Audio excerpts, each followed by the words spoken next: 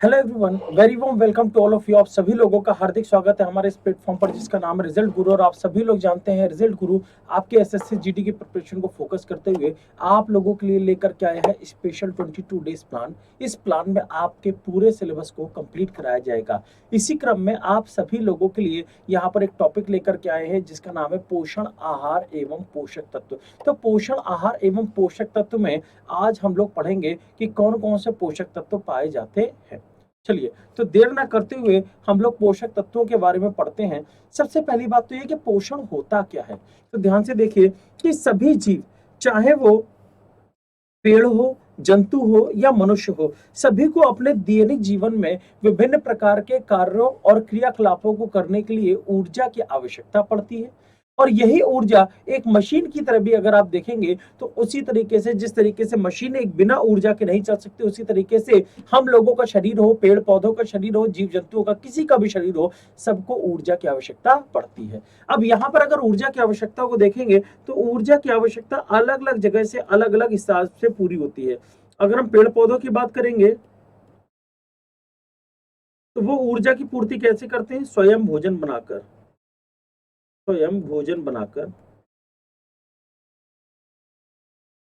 और अगर जीव जंतुओं की बात करेंगे, यहाँ पर क्या होता है? दूसरों पर आश्रित रहकर।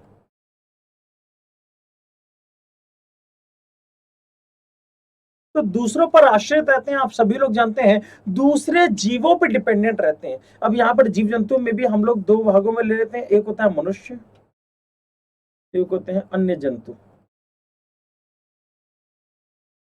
तो अगर मनुष्य की बात करेंगे तो मनुष्य ऊर्जा के लिए क्या खाता है? भोजन खाता है। अब भोजन में शाकाहारी भी होते हैं, मांसाहारी भी होते हैं और सर्वाहारी भी होते हैं, क्योंकि हमें मनुष्य को फोकस में करना है। लेकिन भोजन में जो भी चीजें पाई जाती हैं उनको पोषक पदार्थ कहते हैं और उनसे जो मिलता है वो होता है पोषण। तो हमें पोषण की चीज समझ आ गई। अब पोषण के प्रकार की बात करेंगे तो कौन कौन सी चीजें होती हैं, ये नीचे वाला हटा दीजिए। जिंक, प्रोटीन हो गया, विटामिन हो गया, मिनरल हो गया, कार्बोहाइड्रेट, वसा और वाटर, ये सारी की सारी चीजें पोषण में पाई जाती हैं। एक एक करके हम लोग समझने की कोशिश करते हैं, लेकिन उसको जानने से पहले हमारे दिमाग में एक ये सवाल भी आता है कि वास्तव में शरीर के लिए पोषण की आवश्यकता क्यों होती है। तो इसके भी देखिए कि पोषण की सबसे अधिक आवश्यकता ऊर्जा देने का कार्य है। बिना पोषण के ऊर्जा दिए कोई भी सजीव नहीं रह सकता। यानी जीवित रहने के लिए ऊर्जा की आवश्यकता होती है। तो पोषण से हमें पहली चीज मिलती है, वह है ऊर्जा यानी एनर्जी।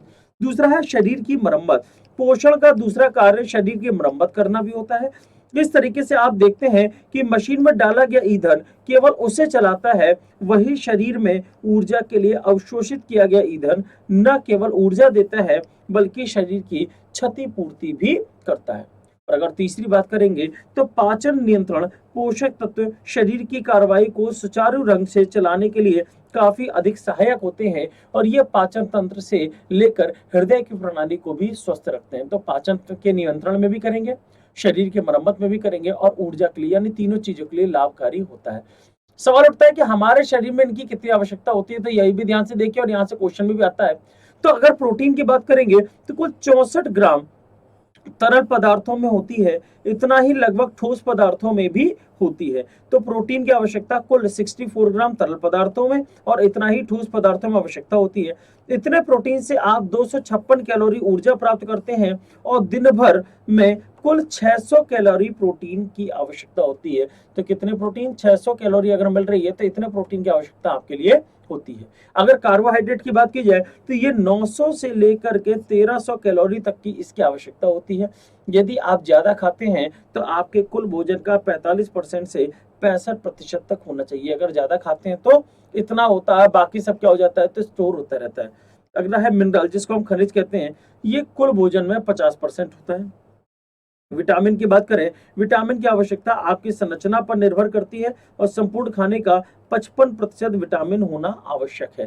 पूर्ण खाने का कितना? 55% विटामिन होना आवश्यक है। और याद रखिएगा, विटामिन बी का सेवन 10 ग्राम से ज्यादा ना करें। विटामिन बी जो होता है वो 10 ग्राम से ज्यादा नहीं होना चाहिए। अगर वसा की बात करें तो इसका निर्धारण कार्बोहाइड्रेट पर निर्भर करता है। यही कार्बोहाइड्रेट कम हो तो वसा ज्यादा खाएं और अगर कार्बोहाइड्रेट ज्यादा है तो वसा कम खाएं। अगर जिंक की बात करेंगे तो 10 से 20% जिंक सेहत के लिए फायदेमंद होता है, और अगर ज़्यादा जिंक खाया जाए तो वो नुकसानदेह भी हो सकता है। तो कुल मिलाकर के जिंक के साथ भी यही होता है कि ये फायदेमंद तो है, लेकिन अगर ज़्यादा खाया जाए तो नुकसान भी हो जाता है।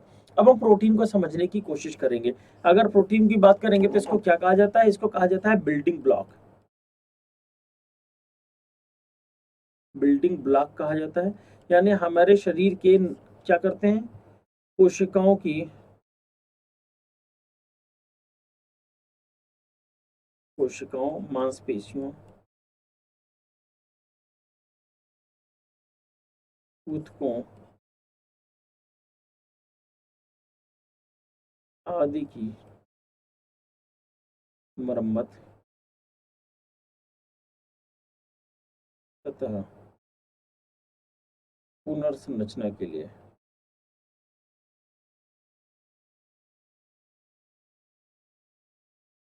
ठीक है, तो मरम्मत और पुनर्संरचना के लिए इसका उपयोग किया जाता है।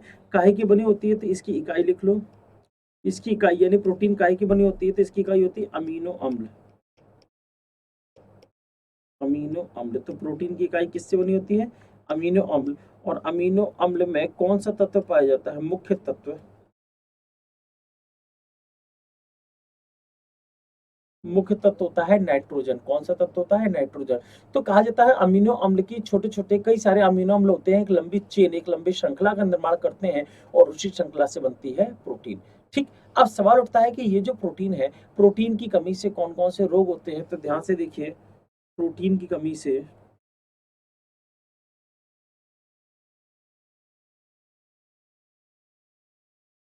होने वाले रोग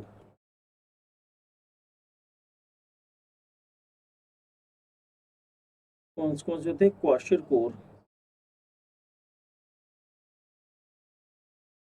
और दूसरा है मैरस्मस। कौन कौन से होते हैं? क्वाशिरकोर होता है और मैरस्मस। तो याद रखिएगा, क्वाशिरकर और मैरस्मस नाम के दो प्रोटीन पाए जाते, दो रोग होते हैं प्रोटीन की कमी से। और ये दोनों रोग किसमें पाए जाते हैं? तो बच्चों में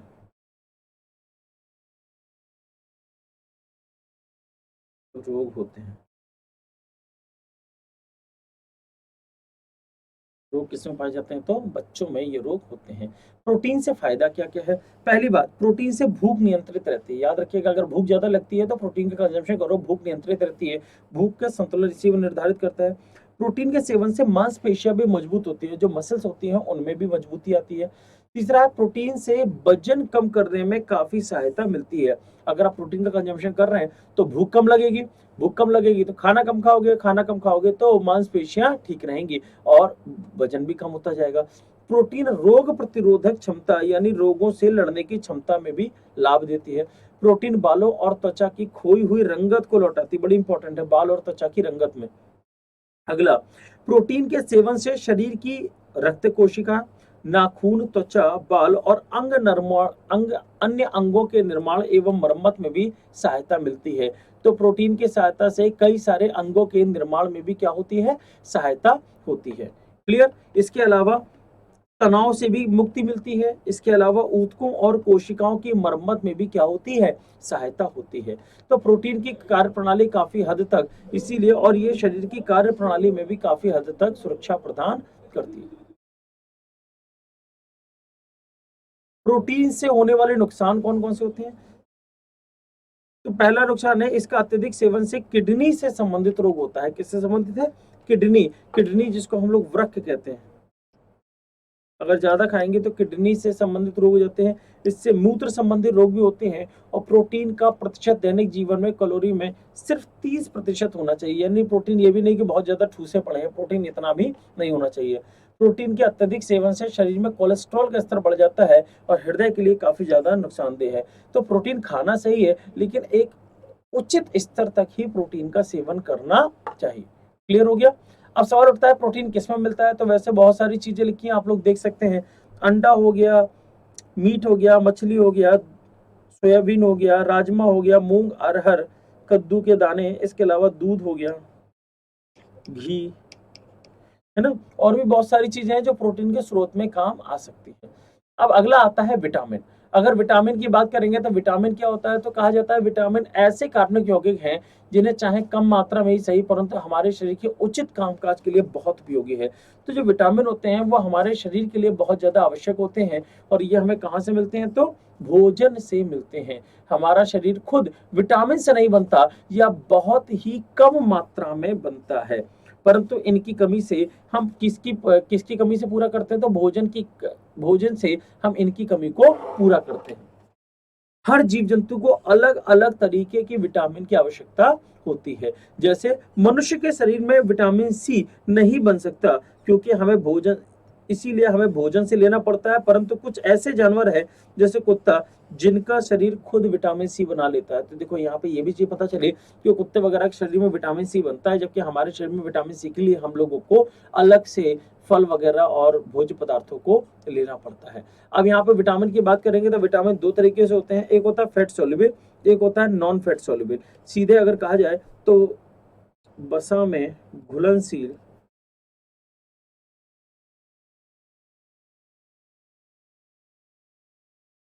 और दूसरा है वसा में अघुलनशील।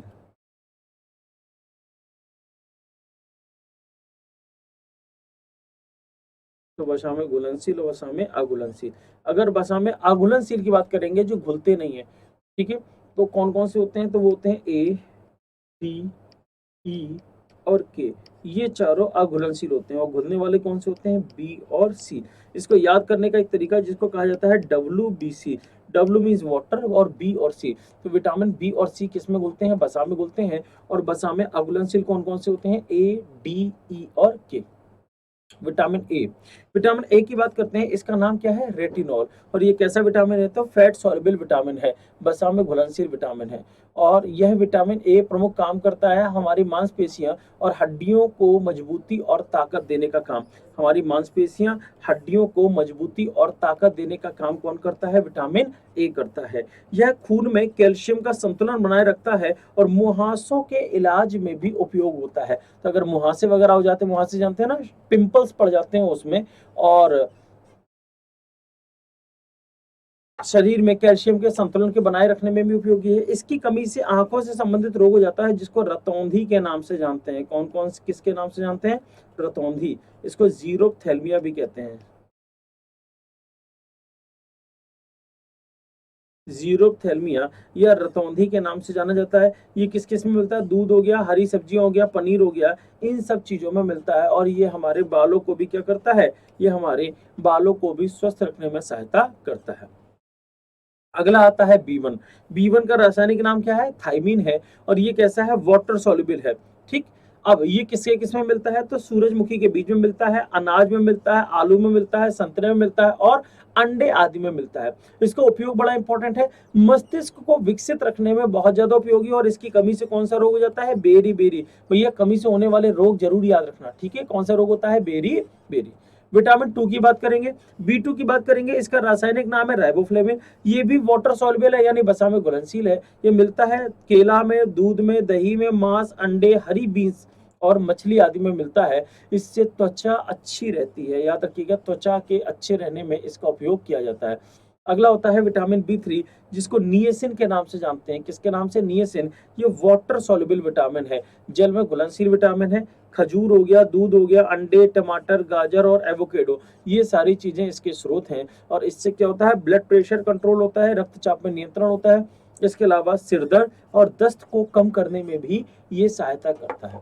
ठीक है, अगला देखिए, अगला है विटामिन B5। अगर हम विटामिन B5 की बात करेंगे तो विटामिन B5 का नाम क्या है, पेंटोथेनिक एसिड। क्या नाम है, पेंटोथेनिक एसिड। ये वाटर सॉल्युबल विटामिन है यानी जल में घुलनशील विटामिन है।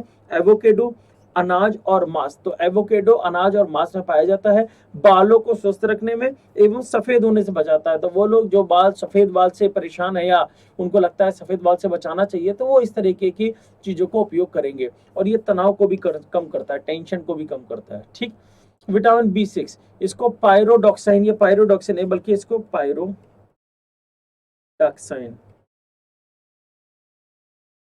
पायरोडॉक्साइन के नाम से इसको जाना जाता है। ये एक वाटर सॉल्युबल विटामिन है। अनाज, मांस, केले और सब्जियां आदि के स्रोत हैं। इसमें सुबह की थकान कम हो जाती है, तनाव और अनिद्रा भी ठीक हो जाती है। ठीक है, अगला आता है बी7। बी7 को किस नाम से जानते हैं? बायोटिन के नाम से जानते हैं। ये एक वाटर सॉल्युबल विटामिन है। कैसा है? वाटर सॉल्युबल विटामिन है। अंडे की जर्दी और सब्जियों से संबंधित है। इससे फायदा क्या है? त्वचा और बालों के लिए बहुत ही अच्छा होता है। किसके लिए? त्वचा और बालों के लिए। और इसकी कमी से जिल्द की सूजन या जिगर की सूजन भी इससे हो जाती है। अगला है विटामिन बी9। इसको फॉलिक एसिड के नाम से जाना जाता है। याद रखिएगा, गर्भवती महिलाओं को ये लेने की सलाह दी जाती है ताकि बच्चा ठीक रहे। वाटर सॉल्युबल विटामिन है। पत्तेदार शाक भाजी, सूरजमुखी के बीज, कुछ फलों में भी ये पाया जाता है। यह त्वचा के रोग, गठिया आदि के लिए बहुत उपयोगी है। क्लियर? इसके अलावा बी12 की बात करेंगे। इसको साइनोकोबालामिन कहते हैं। साइनोकोबालामिन किस नाम से जानते हैं? साइनोकोबालामिन वाटर सॉल्युबल विटामिन है। मछली, मांस, दूध, अंडे, दूध आदि उत्पादों में होता है। इवन इसकी कमी से या इससे फायदा क्या है? एनीमिया यानी खून की कमी नहीं होती है, मुंह में अल्सर वगैरह नहीं होते हैं। और अगर इसकी कमी हो जाए तो ऑब्वियस सी बात है, खून की कमी और मुंह में छाले पड़ना या अल्सर वगैरह होने वाली जो समस्याएं होती है वो इसके अंतर्गत आ जाती है। विटामिन सी की बात करेंगे तो एस्कॉर्बिक एसिड, इसका रासायनिक नाम क्या है? एस्कॉर्बिक एसिड है, जो वाटर सॉल्युबल विटामिन है यानी जल में घुलनशील विटामिन है। ये हमारी त्वचा और हड्डियों के लिए बहुत ज्यादा आवश्यक होता है। किसके लिए? त्वचा और हड्डियों के लिए आवश्यक है। यह किसी घाव को ठीक करने में बहुत ज्यादा मदद करता है। इसके अलावा विटामिन सी की कमी से हम फल और सब्जियां खाकर पूरी कर सकते हैं। जैसे टमाटर हो गया, ब्रोकली हो गया, अच्छी मात्रा में विटामिन सी की मात्रा होती है। गर्भवती महिलाओं को, धूम्रपान करने वाले व्यक्तियों को ज्यादा मात्रा में ये खाना चाहिए। वैसे तो धूम्रपान करना ही नहीं चाहिए, और अगर कर रहे हैं तो फिर विटामिन सी पर्याप्त मात्रा में उनको लेना चाहिए। और याद रखिएगा, इसकी कमी से कौन सा रोग हो जाता है? तो इसकी कमी से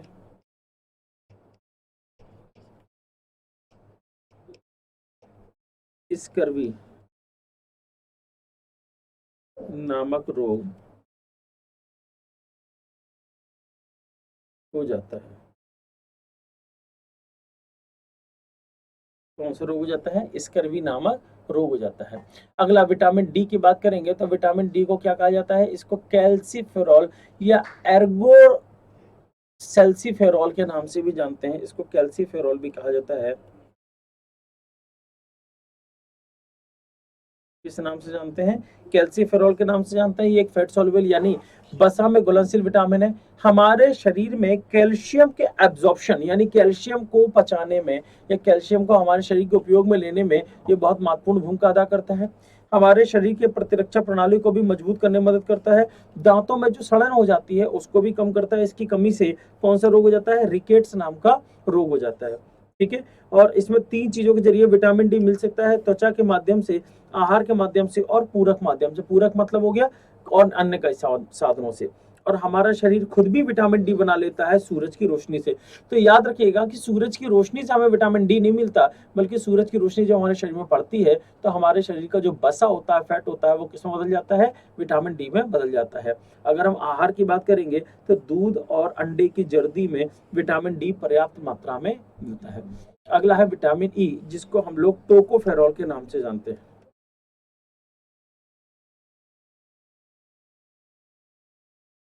टोकोफेरॉल के नाम से जानते हैं। ये एक फैट सॉल्युबल विटामिन है यानी जल में घुलनशील विटामिन है। और ये क्या करता है? हमारे जो प्रतिरक्षा तंत्र होता है, रोगों से लड़ने की क्षमता होती है, उसको मजबूत करता है।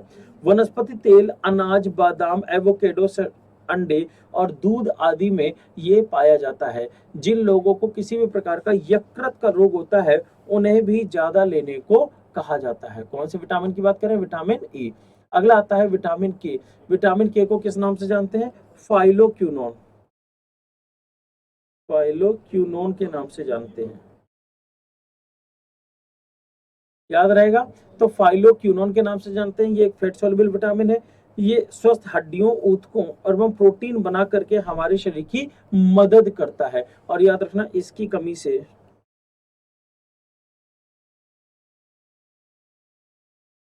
खून का थक्का नहीं जमता है।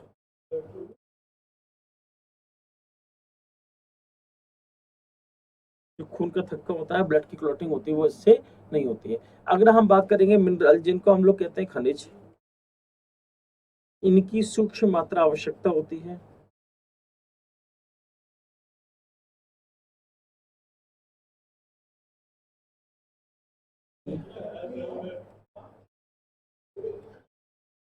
आवश्यकता होती है किसी मात्रा में, सूक्ष्म मात्रा की आवश्यकता होती है। ठीक है, जिसमें पहला आता है Fe आयरन। इसका उपयोग कहाँ पर होता है? इसका उपयोग, आयरन का उपयोग होता है रुधिर में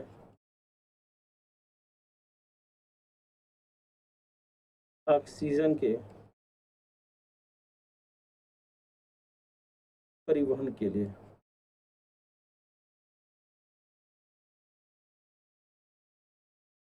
ठीक है, किसमें मिलता है? तो ये मिलता है जैसे सेब हो गया,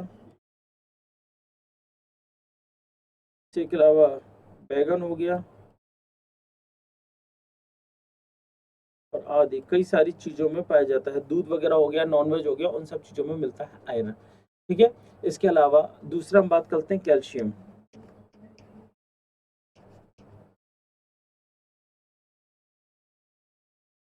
ये है हड्डियों,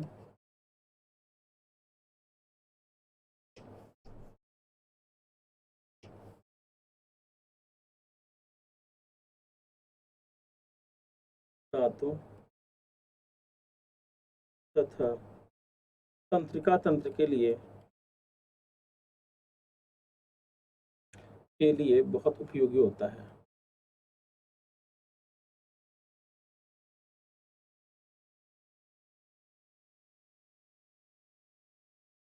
होता है। ठीक है, तो ये हड्डियों, दांतों और तंत्रिका तंत्र, जो हमारा नर्वस सिस्टम होता है, उसके लिए भी उपयोगी है। कहाँ मिलता है? तो दूध हो गया, मांस हो गया, अंडा हो गया, आदि और भी बहुत सारी चीजों में ये मिलता है। इसकी कमी से क्या हो जाता है?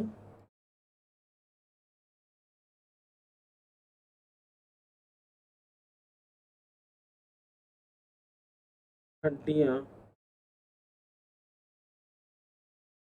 कमजोर। आपने एक नाम सुना होगा, ऑस्टियोपोरोसिस।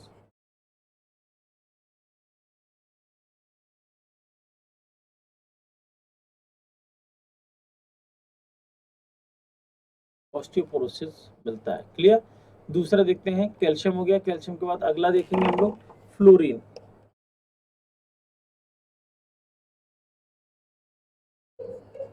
यह है दांतों की ऊपरी परत, इनेमल जिसको कहा जाता है, के लिए उपयोगी होता है।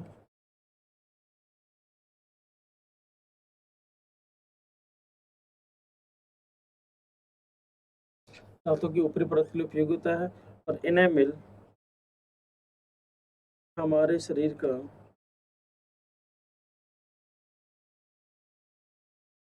सबसे कठोर भाग है।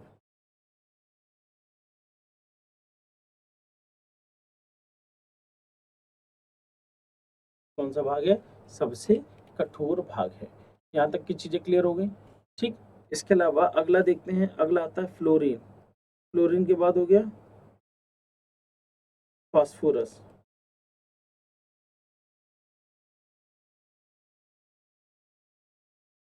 ये है हड्डियों एवं दांतों के लिए आवश्यक है। ठीक है, और अगर इसकी बात की जाए तो ये दो प्रकार के होते हैं। कितने प्रकार हो गए? दो प्रकार के। कौन कौन से दो प्रकार है? सफेद फास्फोरस और लाल फास्फोरस।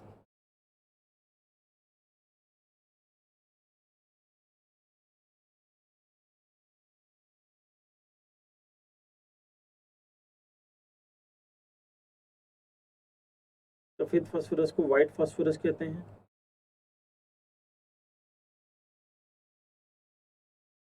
Red phosphorus. सफेद फास्फोरस का उपयोग होता है हड्डियों के लिए, हड्डियों में,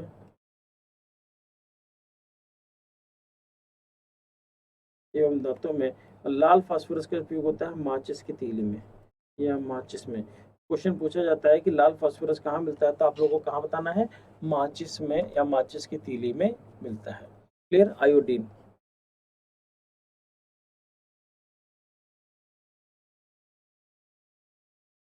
ये है थायराइड ग्रंथि के लिए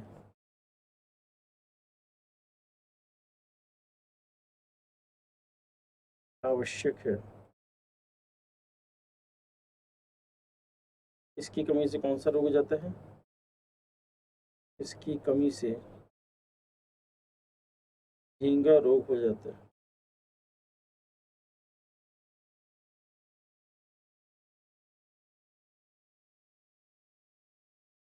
कौन सा रोग हो जाता है, आयोडीन की कमी से घेंगा रोग हो जाता है। तो ये थायराइड ग्रंथि के लिए आवश्यक है, और इसके अलावा इसकी कमी से घेंगा नाम का जो रोग है, घेंगा नाम की जो डिजीज है, बीमारी है, वो हो जाती है। और घेंगा रोग किससे संबंधित है, यह रोग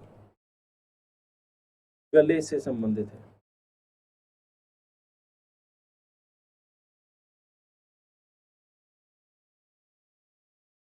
किससे संबंधित है, तो यह रोग गले से संबंधित है, जिसमें गले में क्या आती है, सूजन आ जाती है।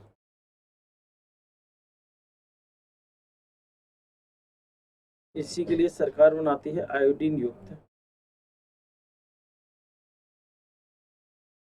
नमक। याद आया। और कहाँ मिलता है, तो दूध में मिलता है। फिर कहाँ मिलता है, सी फूड, जिसको कहा जाता है समुद्री भोजन। समुद्र में जो वनस्पतियां मिलती हैं, समुद्र में जो पेड़ पौधे या जीव जंतु मिलते हैं, उनको जो लोग खाते हैं, उनके अंदर आयोडीन की मात्रा पर्याप्त रूप से पाई जाती है। ठीक है। तो मिनरल से रिलेटेड और भी कई सारे मिनरल्स हैं, तो हमने जो मुख्य मिनरल्स हैं उनके नाम बता दिए। अब अगला टॉपिक हम लोग पढ़ेंगे जिसमें आएगा कार्बोहाइड्रेट। अब कार्बोहाइड्रेट की बात करेंगे तो इसमें कौन कौन से तत्व पाए जाते हैं, कार्बन, हाइड्रोजन और ऑक्सीजन। ठीक है। यह है हमारे शरीर को सर्वाधिक ऊर्जा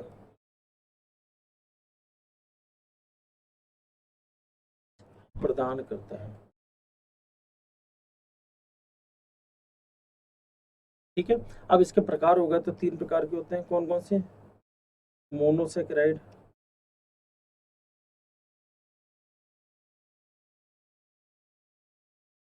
डाइसेकेराइड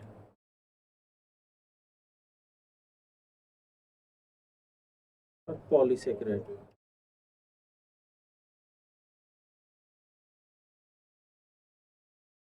ठीक है। पहला लेते हैं मोनोसेकेराइड।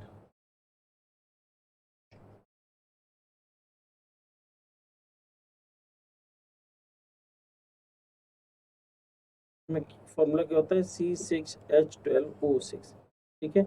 इसमें क्या क्या आता है, ग्लूकोज,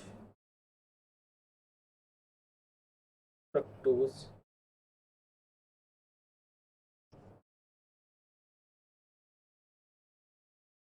लैक्टोज। ग्लूकोज और फ्रक्टोज इसके अंदर आते हैं। फ्रक्टोज किसमें पाई जाती है, फलों में मिलती है, तो फलों में। ठीक। दूसरा होता है डाइसेकेराइड।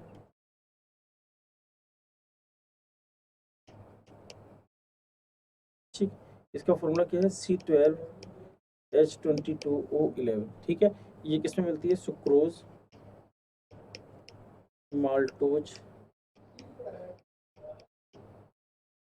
लैक्टोज। दूध में, सॉरी, ये दूध में मिलता है लैक्टोज शुगर।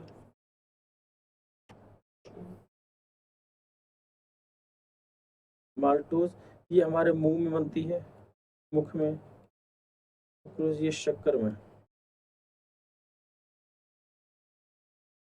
तीसरा है पॉलीसेकेराइड।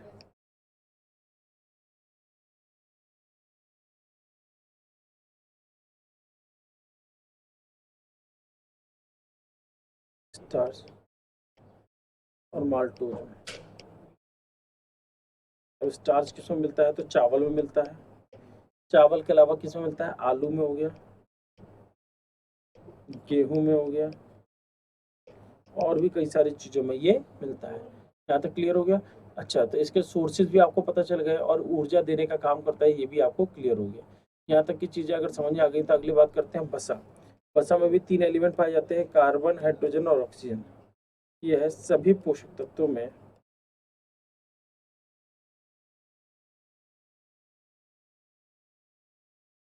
सबसे अधिक ऊर्जा देता है।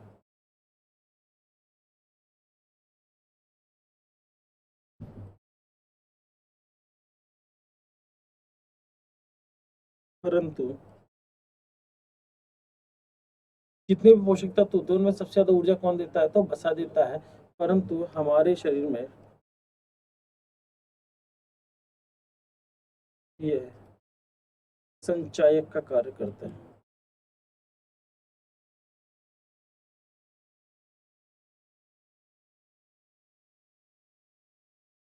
संचायक का मतलब क्या हो गया, संचय करने का, कलेक्ट करने का कार्य करता है।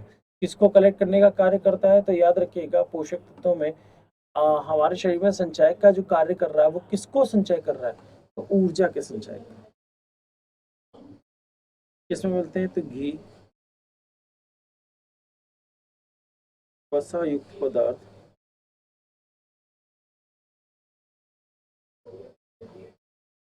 आदि, जैसे घी हो गया, मक्खन हो गया, इन सब चीजों में वसा पाया जाता है। तो वसा क्लियर हो गया। तो बेसिकली इन सब से चीजें, अच्छा, दूध में मिल जाएगा, मांस में मिल जाएगा, अंडे का केंद्रीय भाग,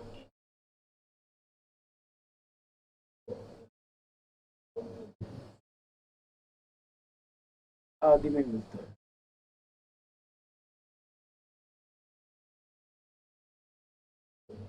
ठीक है, तो जो जिन जिन चीजों में मिलता है वो सारी चीजें इसमें बता दी गई।